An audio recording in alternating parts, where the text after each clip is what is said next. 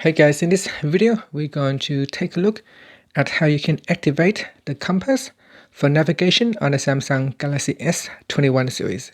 So first let's go back to the home screen by tapping on the home button at the bottom of the screen.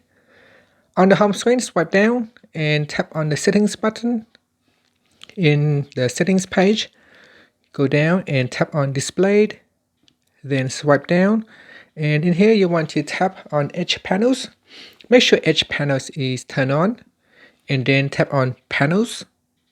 In here, you want to swipe across and look for the Tools add-on. So tap on Tools add-on, and here we will add on the tools to the Edge Panels. Now, once you have done that, you can swipe out like this to open up your Edge panel, and continue to open until you find the Tools section. In here on the left hand side, there is a compass, tally counter, and other features. So you want to choose compass. Now if this is the first time you have used the compass, you will need to first calibrate the compass. So you can see here it said you need to tilt and rotate the phone back and forth.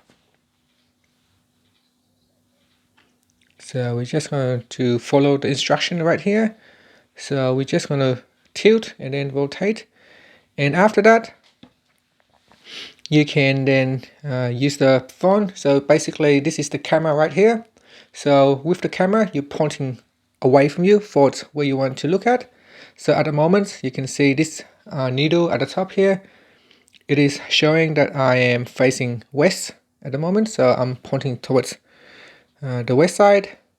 And if you turn this way, then you know you are going away from west towards the south. So this is going down south. So if I'm standing on this side looking this way, then I'm looking down south. And that's it. So that's how you can activate the compass, and that's how you can use it. So if I'm standing right here with the camera pointing that way, then I'm looking again on the west side. And that's how you can activate and use the compass. You can use the camera as a pointing direction so that you know where you're pointing to and you know which directions you are looking at. And that's it.